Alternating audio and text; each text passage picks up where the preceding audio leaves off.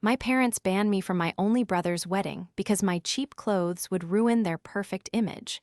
So, I booked a luxury flight to Tokyo instead, only to watch a viral video of the bride violently slapping my mother. This is where the story truly begins, and you won't want to miss what happens.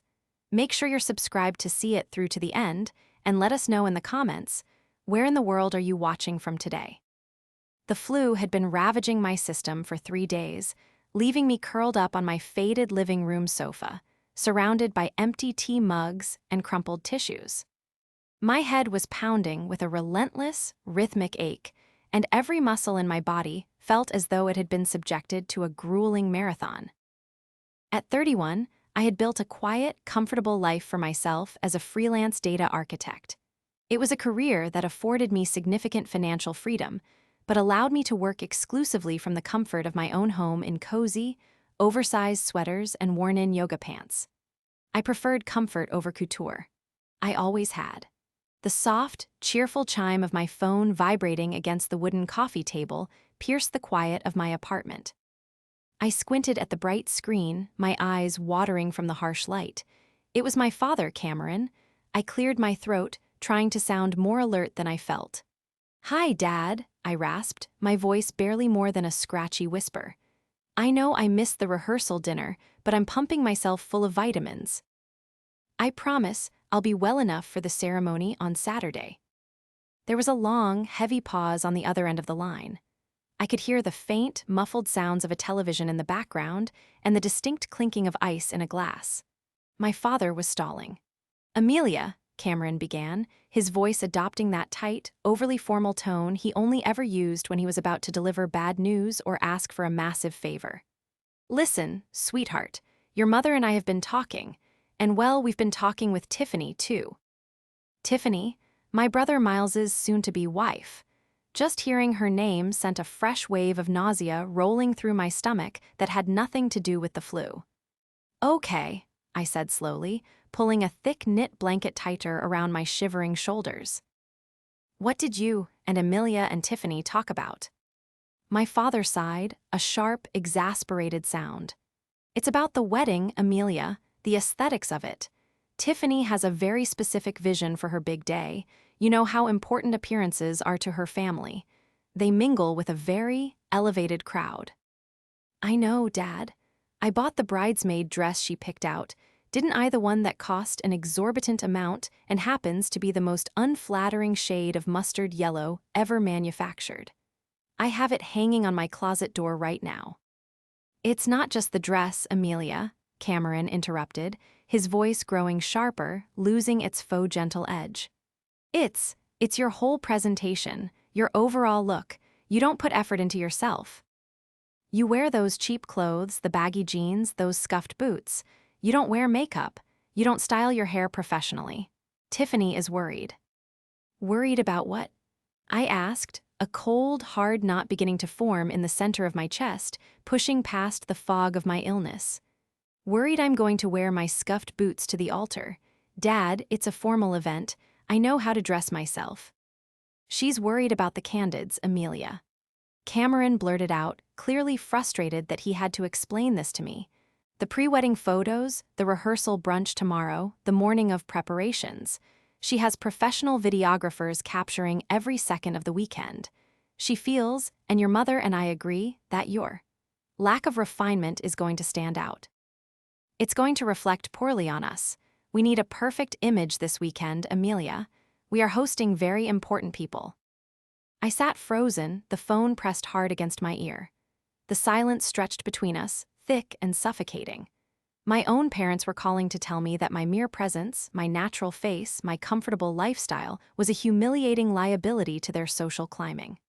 "Are you telling me," I whispered, the words tasting like ash in my mouth, "that I am not allowed to attend my only brother's wedding? Because you and Tiffany don't like my everyday clothes?" "Don't be dramatic, Amelia," Cameron huffed, immediately going on the defensive. "We just think it's best if you sit this one out. You're sick anyway. It works out perfectly. Rest up. We'll send you a slice of cake." It's just one weekend, and it means the world to Miles to have it go perfectly. He didn't even wait for me to agree. He mumbled a hurried goodbye and disconnected the call, leaving me listening to the hollow, mocking dial tone. The betrayal was worse than the diagnosis itself. I sat in the dim light of my living room for hours, the phone resting heavily in my lap. The fever that had been burning through me seemed to evaporate, replaced by a chilling, absolute clarity. I had been erased. Not because of a terrible argument, not because of a deep moral failing, but because I didn't look expensive enough for a background shot in a wedding video. Desperation, foolish and naive, made me dial my brother's number. Miles and I had once been inseparable. When we were children, we built forts in the backyard and swore we would always protect each other. I needed to hear him say that this was a misunderstanding, that our father had overstepped, that Miles wanted his sister beside him on the most important day of his life. He answered on the fourth ring. Loud music and the chatter of a crowded room echoed through the speaker. Amelia, hey, can make this quick. We're at the welcome mixer. Miles, I said, my voice remarkably steady despite the trembling in my hands. Dad just called me. He told me I'm not welcome at your wedding. There was a shuffling sound, a door closing, and then the background noise became muffled. Miles sighed. It wasn't a sigh of surprise, it was a sigh of deep, profound annoyance. Look, Amelia, Dad shouldn't have been so blunt, but you have to understand where we're coming from, Miles said, his tone dripping with a rehearsed condescension. Tiffany has been planning this for 2 years. Her parents' friends are coming. People who invest in things, people who matter. And you, well, you show up to family dinners looking like you just rolled out of bed. You don't fit the vibe of a luxury event. I am your sister, I stated, the words hanging in the air, a desperate plea for basic human decency. And I love you, Miles replied quickly, mechanically. But this weekend isn't about you. It's about Tiffany. It's about our image as a couple. If you came, you'd just make everyone uncomfortable with your whole rebel without a cause aesthetic. Please just stay home. Don't make this a big dramatic thing. He hung up just like that. I stared at the dark screen of my phone, the finality of his words washing over me. They didn't want me. They were ashamed of me. To them, I was nothing more than a poorly dressed embarrassment who hadn't amounted to anything worth showing off. A strange, quiet calm washed over me. I stood up, walked into my bedroom, and looked at the mustard yellow bridesmaid dress hanging on the closet door. I didn't cry. I didn't scream. Instead, I walked over to my desk, opened my laptop, and bypassed the folder containing the massive architectural coding project I had just completed for a Fortune 500 company. I opened a web browser and navigated to an international airline website. If my family wanted me out of the picture so they could pretend to be wealthy, high society elites, I would gladly remove myself entirely. I clicked on the first-class options. I selected a direct, incredibly expensive flight leaving the next morning for Tokyo. I had always wanted to see the cherry blossoms, and my bank account, the one my family assumed held nothing but a few meager freelance pennies, could accommodate the extravagant trip 100 times over without making a dent. I booked a penthouse suite at a 5-star hotel overlooking the city skyline. As I packed my duffel bag with my favorite worn-in jeans, my comfortable sneakers, and my oversized sweaters, a small, humorless smile touched my lips. My parents and my brother were so entirely consumed by the illusion of Tiffany's wealth and status. They were so desperate to impress her, to bend to her every superficial whim, that they threw away their own flesh and blood. They thought they were securing their place in high society, but they had forgotten one crucial thing. To fully understand the profound sting of their rejection, you have to understand exactly what I had done for my family over the last decade. While Miles was busy switching college majors 4 times and racking up immense student debt because he needed to find his passion, I was working 60-hour weeks. I taught myself coding, took on every grueling tech contract I could find, and quietly built a highly lucrative consulting business. I never flaunted my success. I didn't buy designer handbags or lease luxury cars. I preferred the quiet security of a robust investment portfolio and real estate. Because I dressed simply and lived in a modest, cozy apartment, my parents, Cameron and Amelia, assumed I was barely scraping by. They pitied me, often offering me leftovers from their lavish dinners, which I graciously accepted to keep the peace. They didn't know that 2 years ago, when Cameron's regional car dealership was on the verge of total bankruptcy, it was my silent, anonymous investment through a holding company that kept their doors open. They didn't know that the beautiful, sprawling historic townhouse Miles and Tiffany were moving into after the wedding, the one they believed was a generous wedding gift from Tiffany's wealthy uncle, was actually owned by me, managed through a trust they knew nothing about. I had allowed the arrangement because I loved my brother and wanted him to have a good start. Then, Tiffany entered the picture. I remember the exact moment I realized she was a nightmare wrapped in silk. It was a family dinner at an absurdly overpriced fusion restaurant downtown. Tiffany arrived 20 minutes late, wearing a dress that cost more than my first car, carrying a microscopic designer purse. She possessed a very specific kind of beauty, sharp, aggressively polished, and entirely unapproachable. Her smile never quite reached her eyes, and her conversation was exclusively centered around brand names, exclusive zip codes, and the failings of other people. "So, Amelia," Tiffany had drawled that night, swirling her $60 glass of wine, her eyes scanning my simple cotton blouse with thinly veiled disgust. "Miles tells me you work with computers. That must be quaint. Do you ever think about getting a real corporate job? The benefits are just so much better for people in your bracket." "I do all right," I had replied mildly, cutting my steak. Amelia had immediately chimed in, eager to appease her glamorous future daughter-in-law. "Amelia is very frugal, Tiffany. She enjoys a simple life. Not everyone has your refined tastes, dear." Throughout that dinner, Tiffany peppered my parents with intrusive, calculated questions. She wanted to know the exact square footage of their home. She asked about the liquidity of Cameron's business assets. She casually inquired about their retirement accounts, framing it all under the guise of financial planning for the family's future. My parents, absolutely desperate to prove they belonged in her supposedly elite world, answered every question with puffed-up chests, exaggerating their wealth to impress her. They were so blinded by the shiny veneer she projected. Tiffany claimed to be an independent art dealer, but in the 2 years she had been with Miles, I had never seen her sell a single piece of art. I had never seen her work. I had only seen her consume.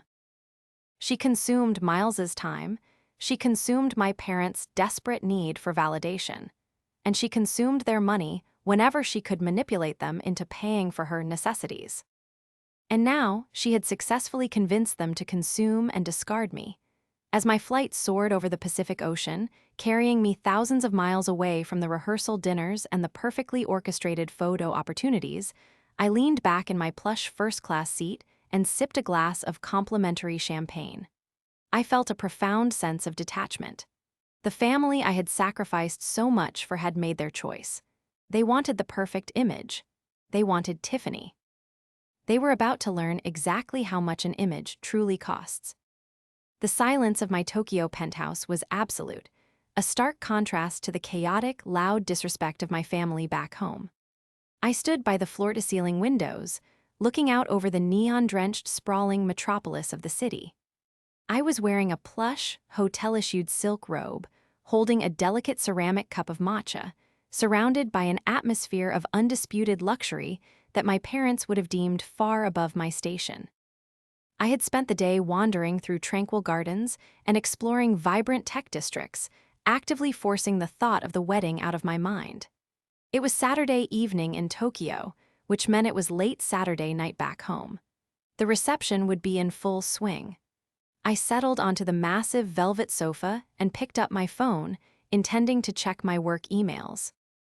Instead, a notification from a social media app flashed across my screen.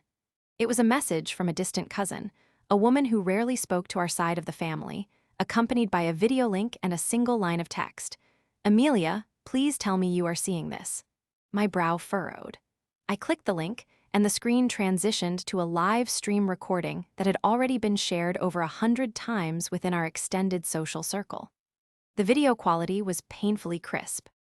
It was the grand ballroom of the country club my father, Cameron, had nearly bankrupted himself to rent for the evening.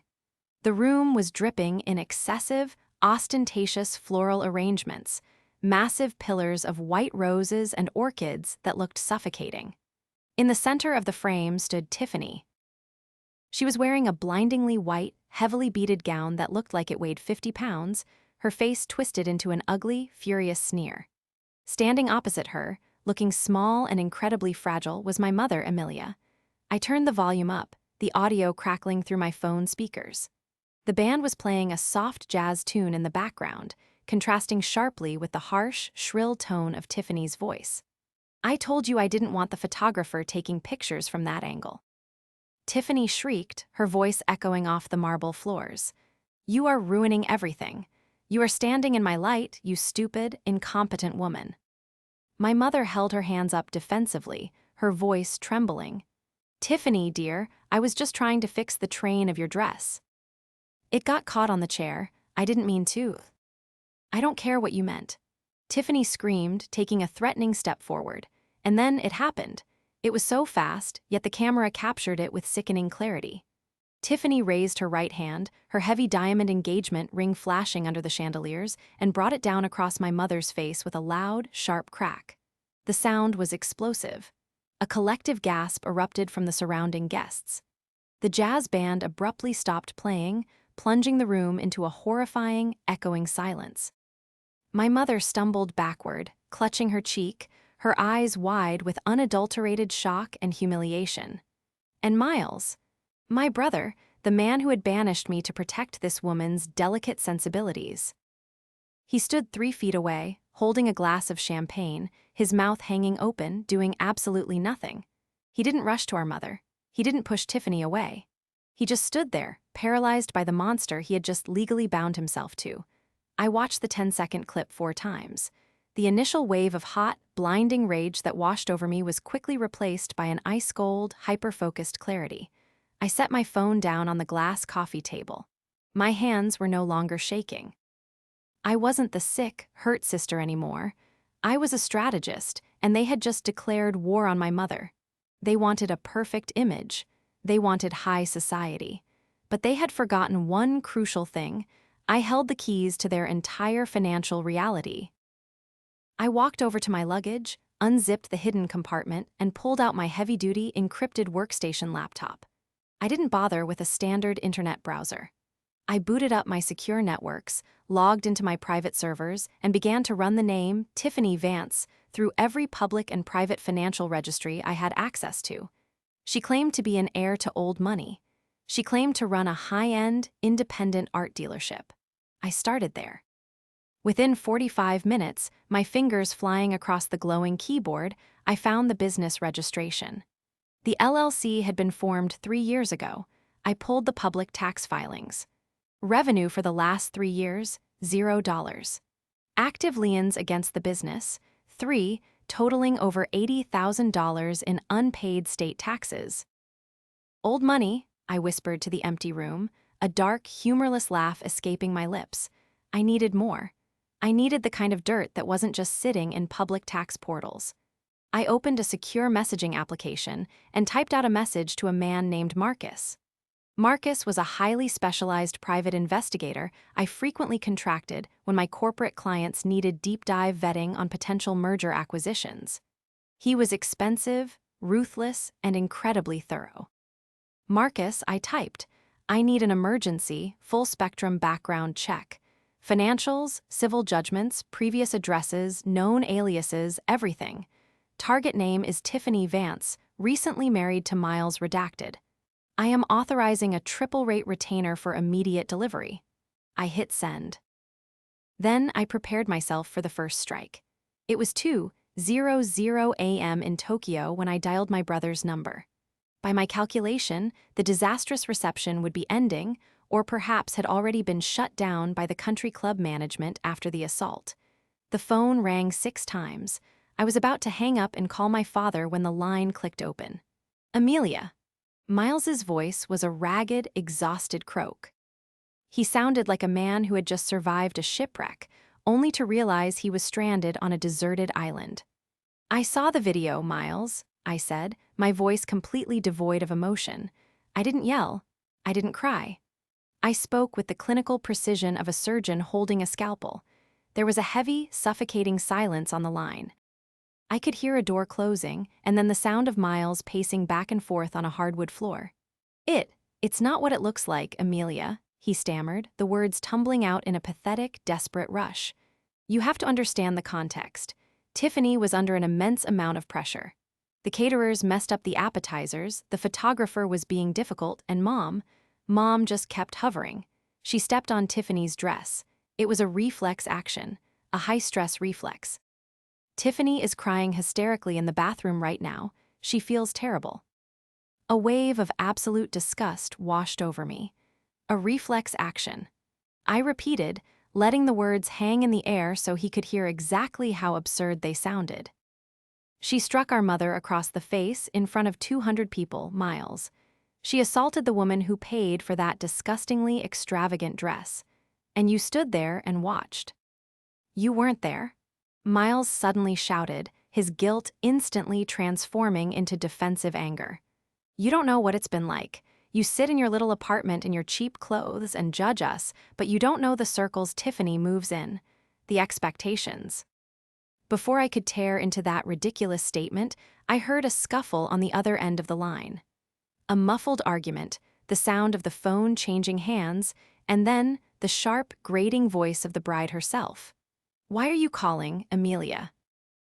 Tiffany snapped, her tone dripping with venom and entirely lacking the hysterical tears Miles had just claimed she was shedding. Are you enjoying this? Calling to gloat because you were too poor and embarrassing to be invited. We are dealing with a family matter. Your mother ruined my dress and caused a scene. My mother caused a scene by getting hit in the face. I asked smoothly. She provoked me. Tiffany screamed. Listen to me, you pathetic little hermit. Miles and I are married now. We are a unified front. You are entirely cut out. Do not call this number again, or I will file harassment charges against you. I have lawyers on retainer that cost more than you make in a decade. I leaned back against the plush velvet sofa, taking a slow, deliberate sip of my cold tea. It was time to pull the first thread. Lawyers on retainer. I mused aloud. That's fascinating, Tiffany. How exactly do you pay those expensive lawyers? Do you use the same checking account that currently has a negative $400 balance? Or do you put it on the credit card that has been in default for 6 months? The silence on the other end was instantaneous and absolute. It was the sound of a predator realizing they had just stepped into a steel trap. I don't know what you're talking about, Tiffany stuttered, the aggressive edge completely vanishing from her voice, replaced by a thin, wavering panic. I'm talking about the $80,000 in state tax liens against your fake art dealership, Tiffany. I continued, my voice steady, relentless. I'm talking about the fact that your parents' estate is a 2-bedroom rented condo in a low-income bracket neighborhood, and they are currently 3 months behind on rent. You don't have old money. You don't have any money. You're hacking me? Tiffany shrieked, her voice pitching into a hysterical frequency that forced me to pull the phone away from my ear. Miles, she's hacking my bank accounts. She's a psychotic, jealous freak. I told you she was dangerous. I could hear Miles in the background, his voice a confused, panicked mumble. Amelia, what are you saying? What is she talking about? She's a liar, Miles. Hang up the phone. Tiffany was screaming now, completely unhinged. If you ever speak to us again, Amelia, I swear to God I will destroy you. I will ruin your miserable little life. The line went dead. I stared at the screen, a cold smile forming on my lips. She was flailing, she was terrified, and I hadn't even scratched the surface yet. I didn't sleep that night. I sat at my workstation as the sun rose over the Tokyo skyline, painting the city in brilliant streaks of orange and pink. At 7:00 a.m. local time, my encrypted email client chimed. Marcus had delivered the master file. I downloaded the heavy PDF document and began to read. If the tax liens were a red flag, this file was a blazing inferno. Tiffany Vance wasn't just broke, she was a career parasite. The file detailed 2 previous, highly concealed engagements in the last 5 years. In both instances, Tiffany had isolated the men from their families, convinced them to take out massive personal loans to fund lavish lifestyles and extravagant wedding plans, and then abandoned them mere weeks before the ceremonies, leaving them financially ruined. There was a civil judgment against her from fiancé number 1 for credit card fraud. There was a restraining order from the mother of fiancé number 2, whom Tiffany had allegedly threatened when the mother began questioning her finances. And then, I found the most crucial piece of the puzzle: the financial cornerstone of her marriage to Miles. Tiffany had convinced my brother that her incredibly wealthy, reclusive Uncle Arthur had purchased the magnificent, historic townhouse in the city's most exclusive district as a wedding gift. It was where they were supposed to move in upon returning from their honeymoon. The plan, according to Marcus's deep dive into her recent loan applications, was for Tiffany to use the marriage certificate to establish joint residency and immediately take out a massive home equity line of credit against the property to pay off her debts. She thought she had secured a multi-million-dollar asset. My phone vibrated violently on the desk. It was Miles. I answered it on the first ring. "Amelia," Miles said, his voice hard, defensive, and shaking with forced anger. "I don't know what kind of sick game you're playing, but it stops right now. Tiffany has been crying for hours. She explained everything. Her accountant made a filing error with her taxes 2 years ago, and she's already in the process of suing him. You illegally looked up out-of-date information just to try and ruin our wedding night." He was completely, desperately under her spell. He needed her reality to be true so badly that he was willing to ignore the violence he had witnessed with his own eyes. "Miles," I said softly, refusing to match his anger. "Are you sitting down?" "I'm not playing this game, Amelia," he shouted. "We are packing our bags. We are going to the townhouse to drop off the gifts, and then we are leaving for the airport for the honeymoon. Do not contact me again." "I just sent you an email, Miles," I said, my fingers hovering over the keyboard. "I want you to open it while I am on the phone." "I'm not opening anything from you. Tiffany said you probably attached a virus to it." "Open the email, Miles," I commanded, projecting every ounce of authority I possessed. "Or I promise you, the life you think you have will be over by noon. Open it." I heard a heavy sigh, followed by the clicking of a laptop trackpad. "Fine, I'm opening it. It's a PDF, happy." "Scroll to page 12, I instructed.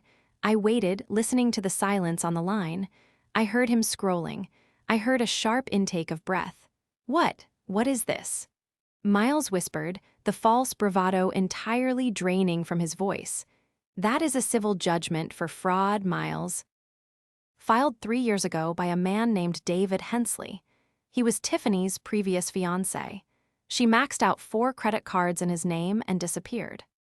"No," Miles gasped. "No, this is fake. You fabricated this." "Scroll to page 22, I pushed relentlessly. "That is a sworn affidavit and a restraining order from the mother of fiancé number 2. Read the highlighted paragraph, Miles. Read what Tiffany did when the mother confronted her." In the background, I heard a door slam open. Tiffany's voice pierced the audio. "Who are you talking to? Are you talking to her? I told you not to look at anything she sends." "Tiffany, stop," Miles said, his voice trembling. "What is this? Who is David Hensley?" A piercing scream erupted through the phone. "Don't look at that." "She's lying. She paid someone to make those documents. Give me the laptop, Miles." I heard the sound of a struggle, a crash as something hit the floor, and Miles shouting, "Get off me, Tiffany. Let go of it." The spell was breaking. The foundation of lies was fracturing under the weight of irrefutable, documented truth. But I knew that as long as she was physically in the room with him, crying and manipulating, she still had a chance to spin it. I needed to finish this in person. I needed the final blow to be inescapable. "Miles, listen to me very carefully," I shouted over the chaos on the line. "Do not get on that plane. Take Tiffany and tell Mom and Dad to meet you both at the townhouse tomorrow at exactly 1:00 p.m. "Amelia, I can't," Miles sobbed, his entire world collapsing in real time. "The townhouse, Uncle Arthur." "There is no Uncle Arthur, Miles," I said coldly. And I highly suggest you bring the keys to that house. I'll see you tomorrow. I hung up the phone. I didn't hesitate. I opened my airline app and booked a seat on the very next direct flight from Tokyo to home. It was time to show my family exactly who the real architect of their lives was. The flight back from Tokyo was a grueling 14 hours, but the adrenaline pulsing through my veins kept exhaustion at bay. By the time my town car pulled up to the curb of the sprawling, historic townhouse in the city's most affluent district, it was precisely 12:55 p.m. The sky was an unforgiving, bright blue, casting sharp shadows across the manicured lawns. I stepped out of the car, wearing the same comfortable jeans and oversized sweater I had left in, my worn sneakers silent against the pavement. Parked in the circular driveway were two cars, Cameron's luxury SUV, which I had secretly saved from repossession, and Miles's sedan. They were all inside. The stage was set. I didn't bother knocking. I used my master key to unlock the heavy oak front door and stepped into the grand foyer. The air was thick with tension, palpable the moment I crossed the threshold. They were gathered in the expansive, sunlit living room. Emilia, my mother, sat rigidly on the edge of a velvet sofa, a dark, undeniable bruise blooming across her left cheekbone, her eyes cast down to her lap. Cameron stood behind her, his posture tight and defensive, looking utterly lost. Miles was pacing back and forth near the marble fireplace, his face pale and drawn, looking like a man who hadn't slept in a week. And then there was Tiffany. She was standing near the floor-to-ceiling windows, wearing a designer silk blouse and clutching a high-end handbag like a shield. The moment she saw me enter, the frantic, panicked energy she had been projecting over the phone evaporated, replaced by a mask of cold, imperious fury. "What are you doing here?" Tiffany demanded, her voice shrill and echoing off the high ceilings. "Get out." "You are trespassing in my home. I will call the police, Emilia. I am not joking." I ignored her completely, walking slowly into the center of the room. I looked at my brother. "Miles," I said, my voice calm, contrasting sharply with the hysteria in the room. "Did you read the rest of the file?" Miles stopped pacing. He looked at me, his eyes wide and hollow, then looked at Tiffany. He didn't speak. He just gave a small, almost imperceptible nod. "He read lies." Tiffany shrieked, taking a step toward me. Fabricated, jealous lies from a bitter, lonely woman who couldn't stand that her brother was marrying into a better class. "This is my house, Emilia. Uncle Arthur gave it to us, and you are not welcome here." Cameron finally spoke up, his voice hesitant, laced with a fear he was trying desperately to hide. "Emilia, what is going on? Miles showed us some documents you sent about Tiffany's past and about this house." "They are fake, Cameron," Tiffany insisted, turning her venom on my father. "She's a hacker. She faked them because she's poor and pathetic and wants to ruin my life." I reached into my duffel bag and pulled out a thick, legal-sized envelope. I didn't hand it to Tiffany. I walked past her, ignoring her outstretched hand, and handed it directly to my father. "Those are the certified deeds to this property, Dad," I said quietly, the words dropping like stones into the silent room. "Along with the complete trust documentation." Cameron's hands shook slightly as he opened the envelope. He pulled out the heavy parchment papers, his eyes scanning the dense legal text. Emilia looked up, her hand instinctively moving to cover the bruise on her face. "What does it say, Cameron?" she whispered, her voice trembling. Cameron looked up, his face entirely devoid of color. He looked from the papers to me, then to Tiffany, and back to me.